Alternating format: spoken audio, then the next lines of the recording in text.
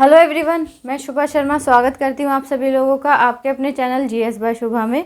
तो कैसे आप सभी लोग? मैं आशा करती हूँ आप सब लोग बहुत ही अच्छे होंगे, एकदम स्वस्थ होंगे। चलिए अब आज की जो हमारी ज्योग्राफी की क्लास है उस पर आते हैं। आप लोगों को पता ही है ज्योग्राफी में हम वर्ल्ड ज्योग्राफी पढ़ रहे हैं और हमारा जो टॉपिक चल रहा है, जिस टॉपिक के बारे में हम पढ़ रहे हैं उसका नाम क्या है? लिथोस्फीयर यानी कि स्थलमंडल। तो लिथोस्फीयर के अंदर भी हम चट्टानों के बारे में, ये रॉक्स के बारे में पढ़ रहे हैं। तो जो आग्नेय चट्टान हैं उनके बारे में हम पढ़ चुके हैं। अब बाकी की जो चट्टानें रह गई हैं, क्योंकि 3 तरीके की चट्टानें होती हैं, आग्नेय चट्टानें, अवसादी चट्टानें और कायांतरित चट्टानें। ठीक है, तो उसमें से हम आग्नेय चट्टानों के बारे में पढ़ चुके हैं। अब हम क्या पढ़ेंगे? आज हम अवसादी चट्टान और जो कायांतरित चट्टान है उनके बारे में कंप्लीट पढ़ लेंगे। फिर उसके बाद हम कल क्या पढ़ेंगे? कल हम ज्वालामुखी यानी कि वॉल्केनो के बारे में पढ़ेंगे। ठीक है, इतनी बात क्लियर हो गई। चलिए अब अवसादी चट्टानों के बारे में, अब जो हम लास्ट क्लास में आग्नेय चट्टानों के बारे में हमने पढ़ा था, तो हमने ये जाना था कि जो आग्नेय चट्टानें हैं वो कई तरीके की होती हैं। किस तरीके की होती हैं? कई नाम क्यों होते हैं? जैसे जैसे उनकी शेप बदलती रहती है वैसे उनके नाम बदलते रहते हैं। तो वो हमने लास्ट क्लास में सारा कुछ पढ़ लिया था। ठीक है, तो जिन्होंने नहीं पढ़ा है तो आप प्लीज़ एक बार उस वीडियो को ज़रूर देखिएगा, आपको फिर वो क्लास समझ आ जाएगी। उसके बाद ये क्लास और अच्छे तरीके से समझ आएगी। ठीक है, चलिए अब अवसादी चट्टान कैसी होती हैं, क्या होती हैं, इनके बारे में जानते हैं। तो प्रकृति के कारकों द्वारा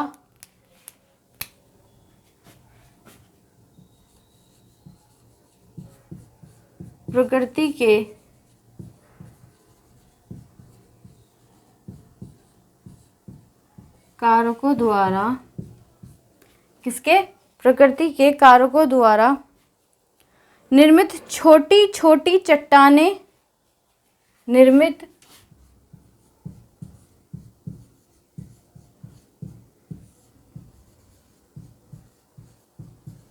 छोटी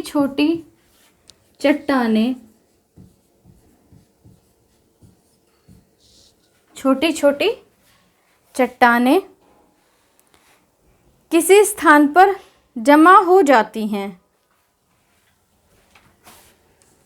किसी स्थान पर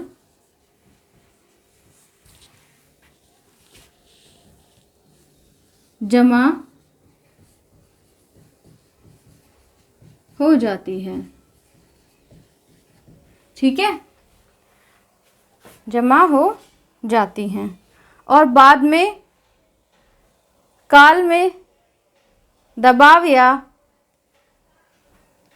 और बाद के, ऐसे लिख लो, और बाद के काल में दबाव या रासायनिक प्रतिक्रिया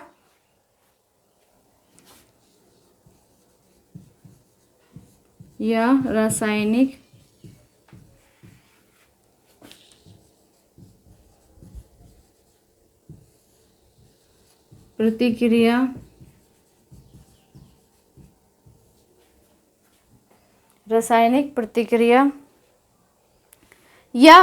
कारणों के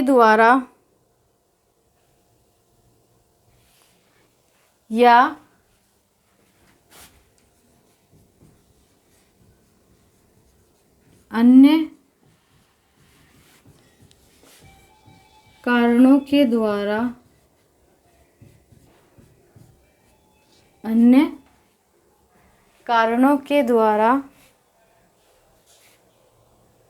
परत जैसी ठोस रूप में निर्मित हो जाती हैं। परत जैसी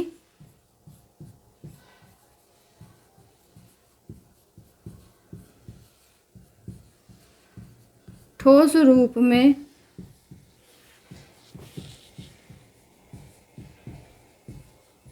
निर्मित, कहाँ जा रहा है?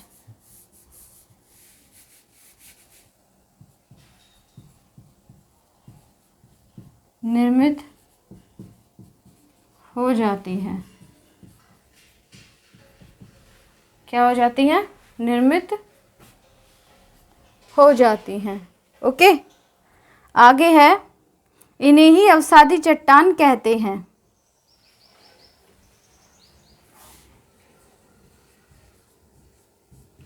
इन्हें ही अवसादी चट्टान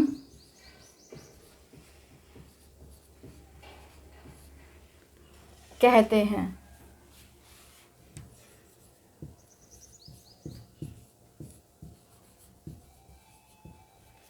इन्हें ही अवसादी चट्टान कहते हैं। जैसे बलुआ पत्थर, चूना पत्थर।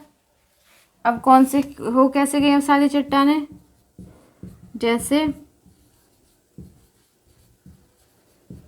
बलुआ पत्थर, जैसे क्या है, बलुआ पत्थर, चूना पत्थर,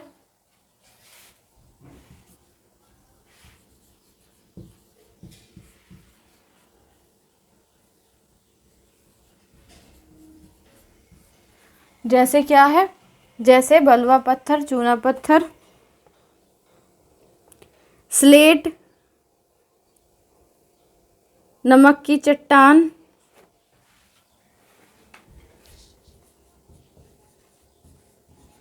स्लेट, नमक की चट्टान, स्लेट, नमक की चट्टान, कांग्लोमरेट,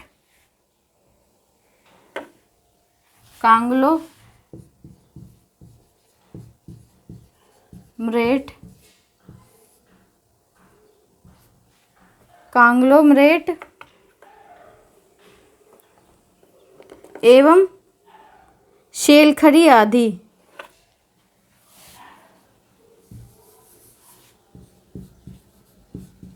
शेलखड़ी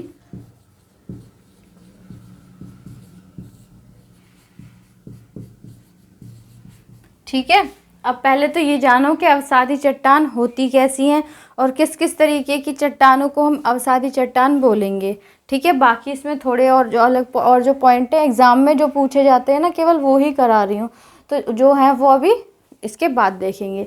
तो सबसे पहले तो ये देखो कि अवसादी चट्टान है क्या, जिसको हम सेडिमेंट्री रॉक्स बोलते हैं। तो जो प्रकृति है, प्रकृति के कारकों द्वारा, मतलब प्रकृति जो हमारी नेचर है उसके जो कारक हैं उनके द्वारा निर्मित छोटी छोटी चट्टानें, जो नेचर ने जो छोटी छोटी चट्टानें बनाई हुई हैं, छोटी छोटी रॉक्स जो बनाई हुई हैं, किसी स्थान पर जमा हो जाती हैं। तो वो क्या हो जाती है, किसी एक जगह पर, किसी एक स्थान पर इकट्ठा हो जाती हैं, जमा हो जाती हैं, और बाद में काल के बाद दबाव काल में, मतलब बाद के काल में, मतलब काफ़ी टाइम बाद, हज़ारों साल बाद, ठीक है, तो क्या होता है, या तो वो प्रेशर से, दबाव, या फिर रासायनिक प्रतिक्रिया, कुछ केमिकल उसमें रिएक्शन होती है, या फिर अन्य कारणों द्वारा, या फिर कोई और वजह हो सकती है, वोल्केनो वगैरह बोल सकते हैं आप, नहीं ज्वालामुखी भी बोल सकते हैं, या फिर अर्थक्वेक वगैरह, भूकंप वगैरह, कुछ भी, मतलब अन्य कारक जो भी हैं द्वारा क्या है, परत जैसी ठोस रूप में निर्मित हो जाती हैं। तो उनके द्वारा एक परत जैसी, लेयर जैसी ठोस रूप में, एक सॉलिड फॉर्म में जो क्या हो जाती है, निर्मित हो जाती है। तो इन्हें ही हम क्या बोलते हैं, अवसादी चट्टान कहते हैं। अभी अवसादी चट्टान होती कौन सी हैं, किनको हम सेडिमेंट्री रॉक बोलेंगे, जो बलुआ पत्थर होता है, चूना पत्थर होता है, स्लेट होता है, जो नमक की चट्टान हो जाती है, मतलब नमक इकट्ठा होता है, नमक की जो बन जाती हैं, तो फिर कांग्लोमरेट की जो होती हैं, या फिर शेलखड़ी आदि। तो इनसे संबंधित जो भी हैं, ये अगर इनका नाम आ जाए तो आपको तुरंत बता देना है, या आपको तुरंत पता होना चाहिए कि ये अवसादी चट्टान होती हैं, सेडिमेंट्री रॉक्स होती हैं। ठीक है, ये पॉइंट आपको अच्छे से समझ आ गया होगा, आपको पता चल गया होगा कि एग्जैक्ट में अवसादी चट्टान होती कौन सी हैं। चलो अब इसमें नेक्स्ट पॉइंट देखते हैं, इसको रब करने के बाद।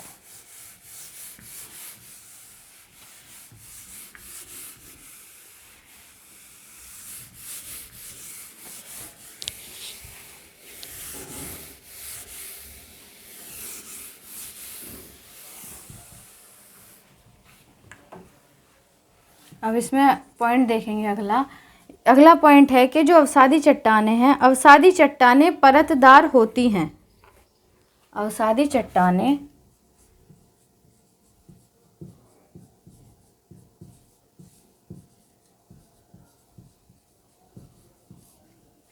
परतदार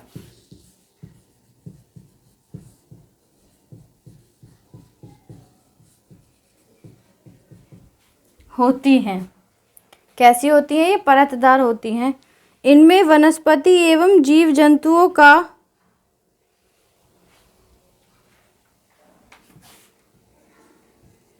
इनमें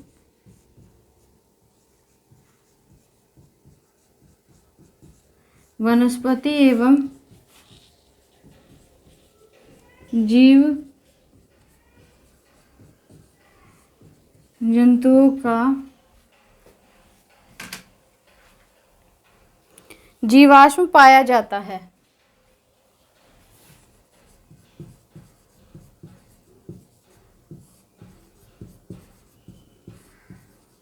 पाया जाता है।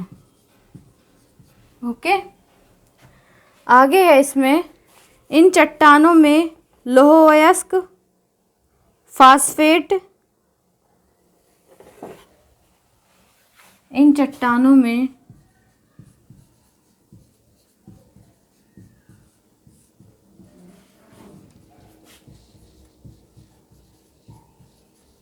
लौह अयस्क,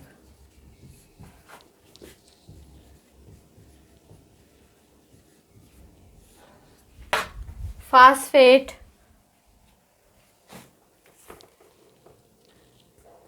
कोयला एवं सीमेंट बनाने की चट्टान पाई जाती हैं। कोयला, फास्फेट, कोयला एवं सीमेंट बनाने की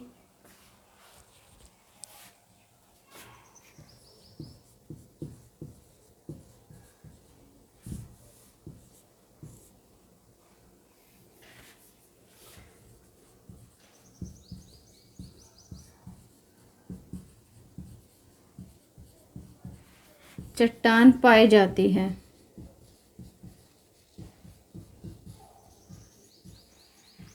ठीक है, देखो अगला पॉइंट इसमें क्या है कि जो अवसादी चट्टान होती हैं परतदार होती हैं, लेयर बाय लेयर होती है, मतलब इस तरीके की। ठीक है, अवसादी चट्टान जो होती हैं इनमें देखो, जो हमारी आग्नेय चट्टान थी उसमें तो जीवाश्म नहीं पाए जा रहे थे, लेकिन जो हमारी अवसादी चट्टान है, जो सेडिमेंट्री रॉक है हमारी, उनमें क्या है, इनमें वनस्पति और जीव जंतुओं का जीवाश्म पाया जाता है। उनमें नहीं था। जो हमारी आग्नेय चट्टानें थी, जब आग है उनके अंदर, तो उनमें क्या है, उनमें ये सब चीज़ें नहीं थी, लेकिन जो हमारी अवसादी चट्टान है उसमें वनस्पति और जीव जंतुओं का जीवाश्म पाया जाता है। ठीक है, यहाँ से हर एक लाइन से क्वेश्चन बनता है। ठीक है, तो इसलिए सब ध्यान से पढ़ना। अब क्या है, इन चट्टानों में लौह अयस्क, अब ये जो चट्टानें होती हैं इनमें लौह अयस्क, ठीक है, फास्फेट, कोयला एवं सीमेंट बनाने की चट्टान पाई जाती हैं। अब इन चट्टानों में जो ये सब हो गए, लोहे के अयस्क हो गए, फास्फेट हो गया, कोयला हो गया, सीमेंट आदि, इन सबको बनाए जाने वाली जो चट्टान है इनमें अवसादी चट्टानों में वो पाई जाती हैं। ठीक है, तो आई होप इतनी बात आपको क्लियर हो गई होगी। चलिए नेक्स्ट पॉइंट पर आते हैं।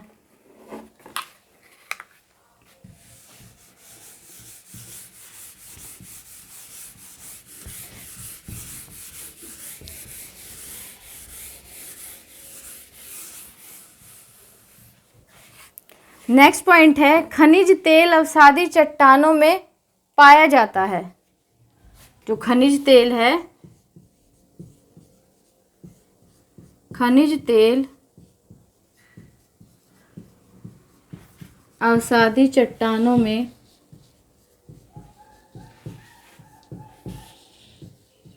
पाया जाता है।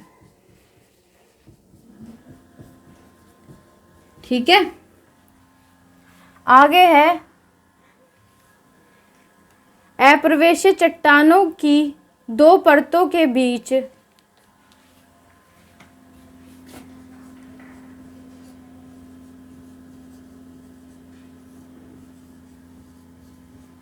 चट्टानों की दो परतों के बीच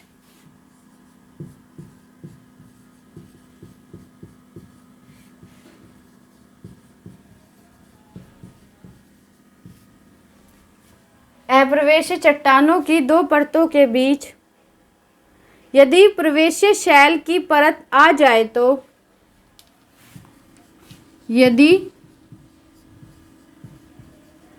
प्रवेश्य शैल की परत आ जाए तो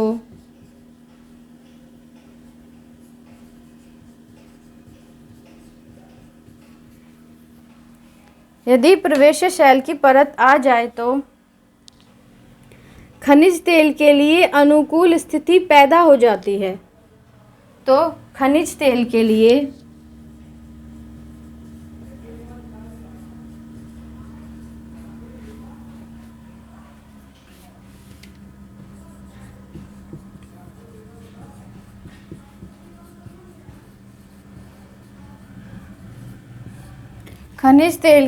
अनुकूल स्थिति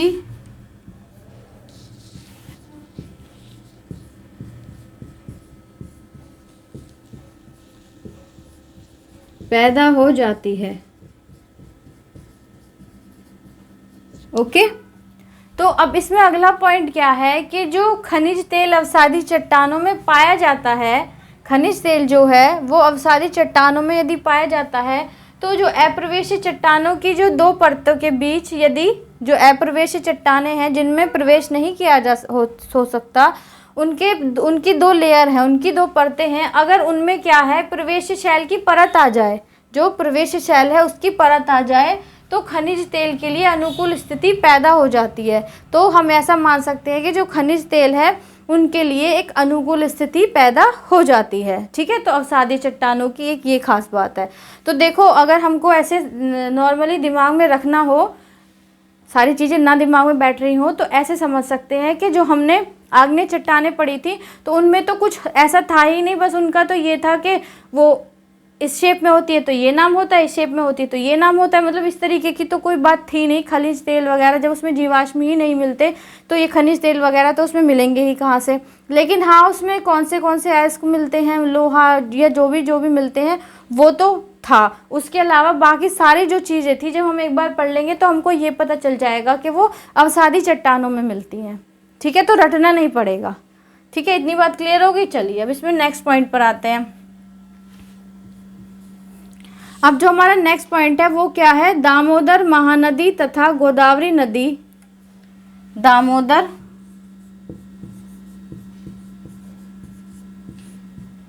महानदी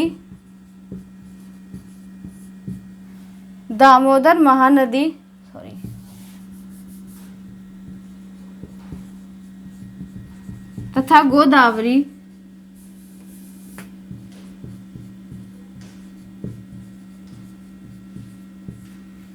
दामोदर महानदी तथा गोदावरी नदी बेसिन की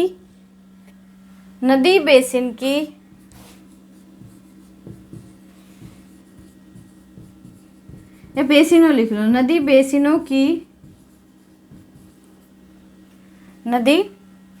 बेसिनों की अवसादी चट्टानों में कोयला पाया जाता है। अवसादी चट्टानों में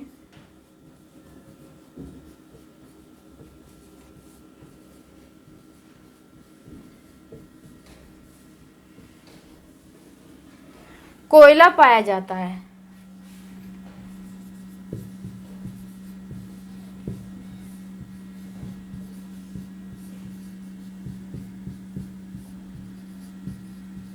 ठीक है, तो इसमें दूसरा पॉइंट क्या है, दामोदर महानदी और गोदावरी तीनों नदियां हैं, तो इनका जो नदी बेसिन है उस नदी बेसिन की जो नदी बेसिन से जो अवसादी चट्टानें बनती है तो उनमें क्या पाया जाता है, इन तीनों नदी दामोदर महानदी और गोदावरी, इनका जो नदी बेसिन है उसमें क्या है, अवसादी चट्टानें जो होती हैं उनमें क्या है, उनमें कोयला पाया जाता है। क्या पाया जाता है, कोल मतलब कि कोयला उनमें पाया जाता है। ठीक है, तो इतनी बात आपको क्लियर हो गई होगी।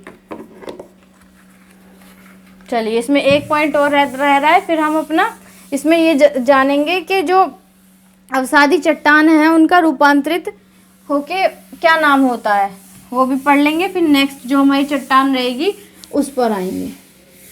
ओके, चलिए। तो नेक्स्ट पॉइंट क्या आता है इसमें, आगरा का किला तथा दिल्ली का लाल किला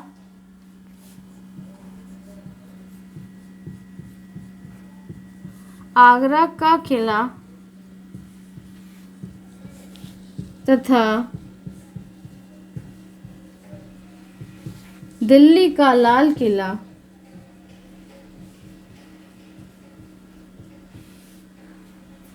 आगरा का किला तथा दिल्ली का लाल किला बलुआ पत्थर नामक अवसादी चट्टानों का बना है।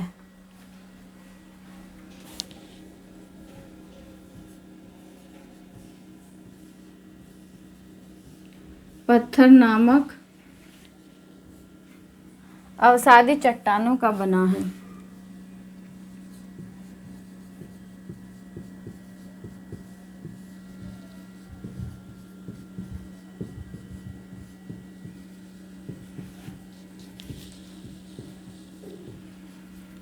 अब जो हमारा अब क्वेश्चन पूछ लिया जाता है, अब जो आगरा के अंदर किला है और जो हमारा दिल्ली वाला जो लाल किला है, जो रेड फोर्ट है, तो ये बलुआ पत्थर नामक अवसादी चट्टानों का बना है। मतलब इसमें जो लाल रंग के जो पत्थर लग रहे हैं बलुआ पत्थर, तो वो किसके बने हैं, वो अवसादी चट्टानों के ही बने हुए हैं। ठीक है, इतनी बात आई होप आपको क्लियर हो गई होगी। चलो अब देखते हैं जो अवसादी चट्टान है उनका रूपांतरण। ठीक है, चलो।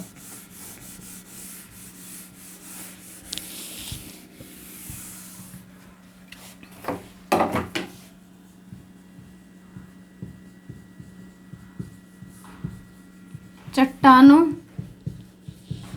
का रूपांतरण। अब मेरी पढ़ाने की स्पीड स्लो है, फास्ट है, तो प्लीज़ आप बताइएगा ज़रूर। ठीक है, अगर स्लो होगी तो फास्ट कर लूँगी, फास्ट होगी तो और स्लो कर लूँगी।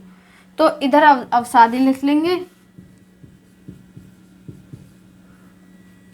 है ना, इधर अवसादी लिख ले रहे हैं। नेक्स्ट साइड लिख लेंगे कायांतरित।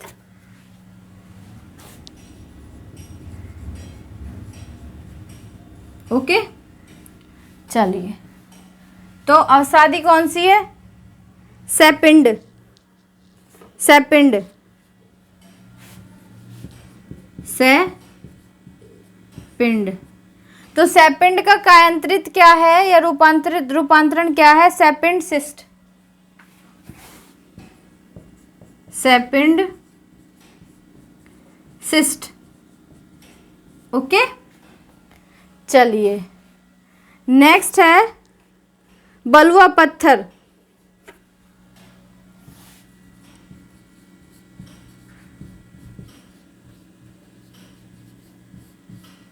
बलुआ पत्थर, अब बलुआ पत्थर का क्या है, क्वार्टजाइट। क्वार्टजाइट,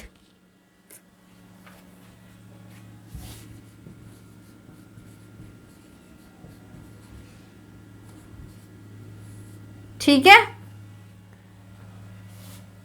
अगला क्या आता है, शेल। शेल का क्या है, सिस्ट। सिस्ट के रूप में बदल जाता है ये। ओके, नेक्स्ट आता है चूना पत्थर, वो संगमरमर में बदल जाता है। संगमरमर चूना पत्थर का ही बना होता है।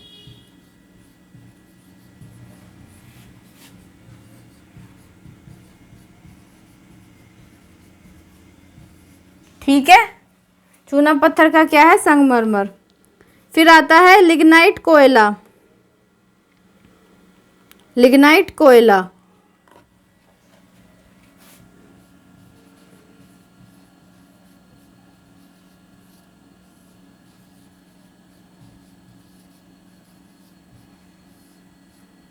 तो अब जो लिग्नाइट कोयला है वो एंथ्रोसाइट कोयला बन जाता है। एंथ्रोसाइट कोयला।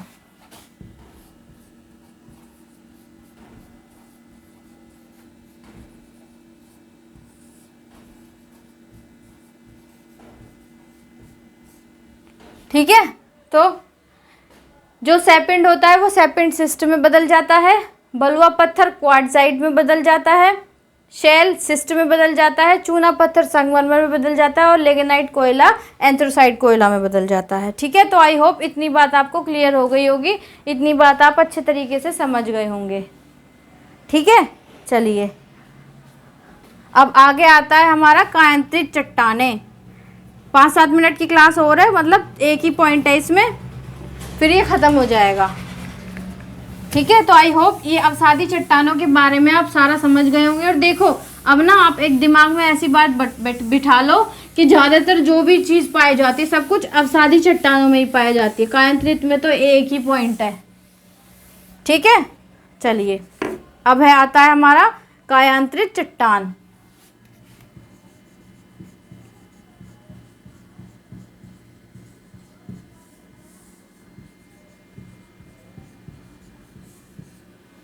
इसको हम क्या बोलते हैं? Metamorphic rock.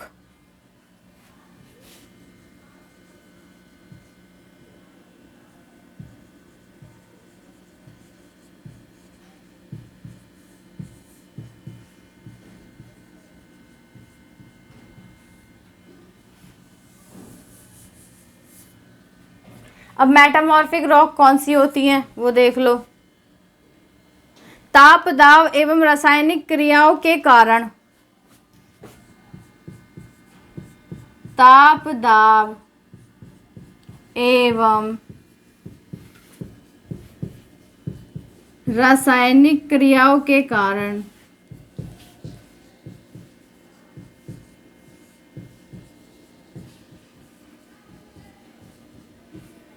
ताप दाब एवं रासायनिक क्रियाओं के कारण आग्नेय एवं अवसादी चट्टानों से कायांतरित चट्टानों का निर्माण होता है।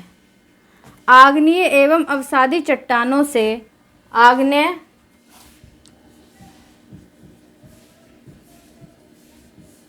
एवं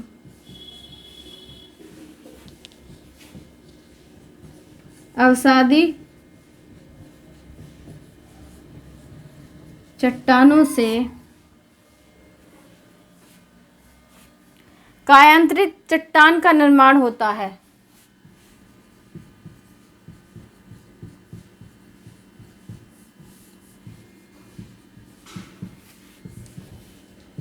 का निर्माण होता है। ठीक है,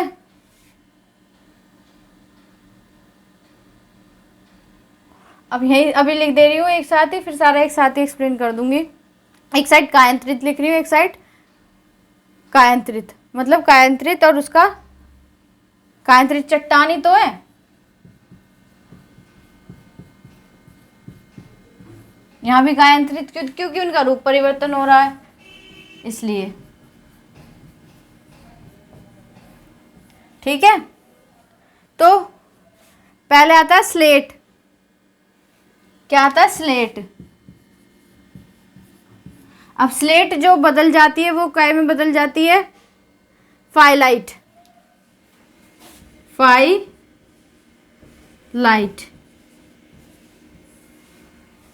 ठीक है, नेक्स्ट आता है फाइलाइट, वो सिस्ट में बदल जाती है।